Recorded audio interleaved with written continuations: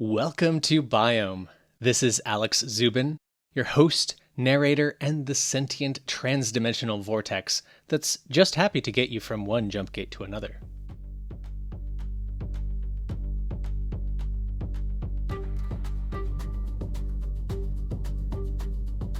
As you may have seen from the title of today's episode, today is our first segment of what I'm calling Editor's Desk. In print magazines, editors' notes provide a peek behind the curtain, a chance to directly participate in a conversation with the editor of the journal. The Editor's Desk segment will play a similar role for Biome. It gives me a chance to share my thoughts directly with you. Thoughts about Biome, about stories, and about fiction more broadly. Today, I want to talk about why I launched Biome, and why I launched it now. I've always enjoyed stories, reading them and writing them from a young age. Over the last few years, I've also started to listen to audiobooks and podcasts such as Clarkesworld, Pseudopod, and Podcastle. I hope these names are familiar, but if not, I urge you to check them out. They've got some amazing stories, and I'm indebted to them and to the people who have worked hard to keep them going. However, as I listened to these podcasts, I realized I wanted to do something a bit different.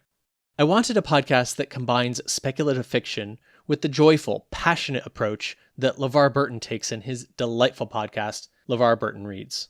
First, reading a story, then discussing how and why he connects with it.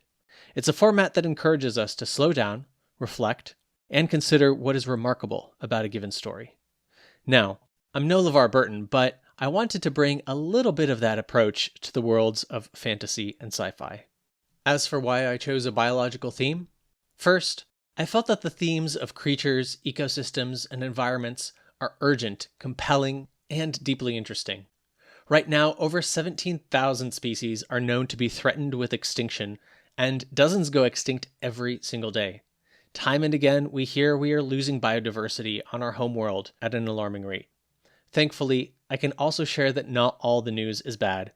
According to the University of Arizona, the rate of extinction of plants and animals has slowed, at least in part thanks to the tireless work of countless conservation groups and folks just like you.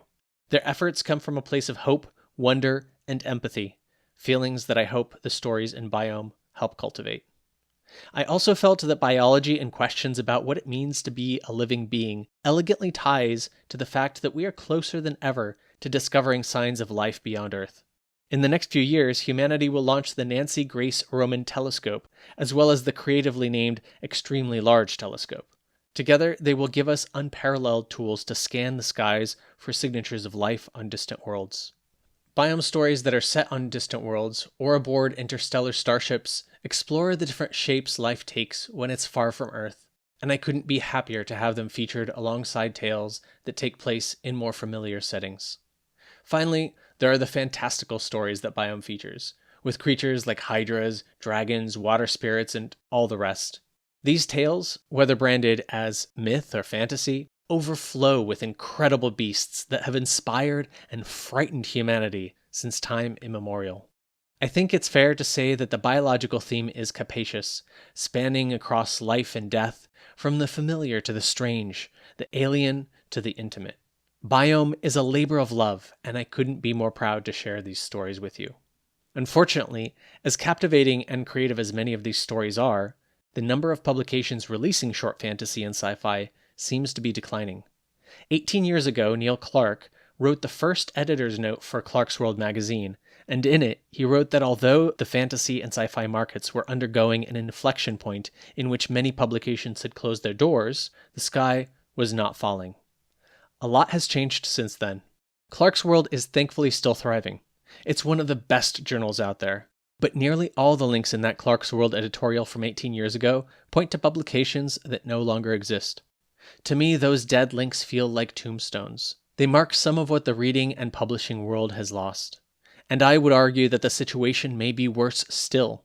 As I record this, 3 of the oldest and most venerable publications in fantasy and sci-fi are undergoing a wrenching transition to new ownership.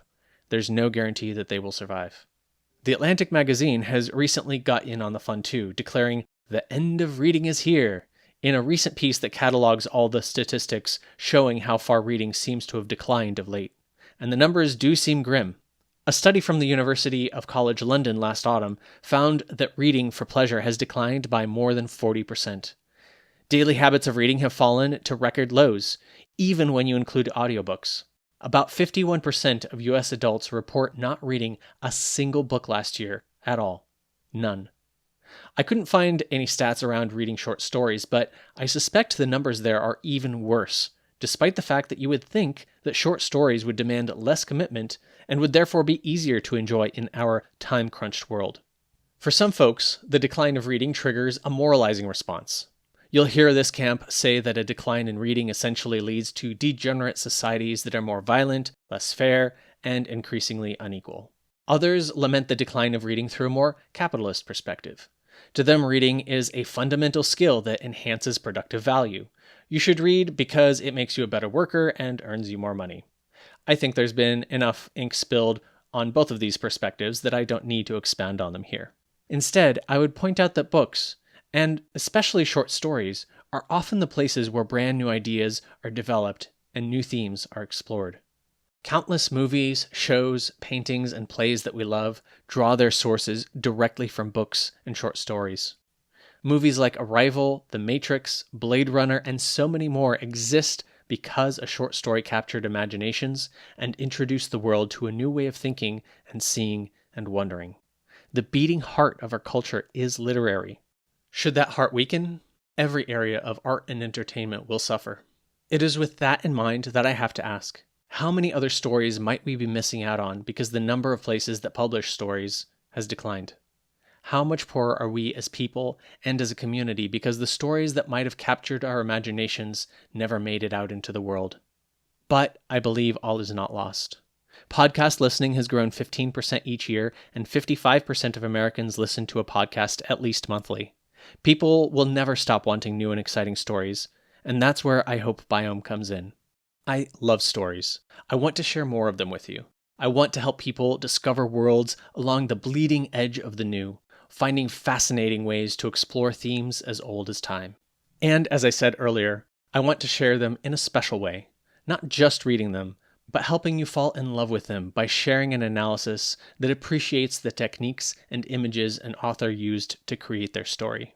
I will end on the same note that Neil Clark did 18 years ago. It is distressing to see so many publishers close, but every forest fire clears the way for vibrant new life. We will never again see the likes of what we have lost, but if we nourish the ecosystems of stories and writers and publishers, we may still get something beautiful. I sincerely hope you continue to listen to short fiction, with Biome and beyond, because in so many ways, the dreams of our many futures are woven from the stories we tell each other. Just maybe, the more stories we enjoy, the greater the futures we can come to imagine together. Next week's interview with Nissa Harlow, author of the haunting and memorable story from episode 2, Find Me Again, will be released as a written exchange exclusively on Patreon. The interview will be available for free, but I hope you consider signing up on Patreon to support Biome so I can keep sharing amazing stories and interviews with you.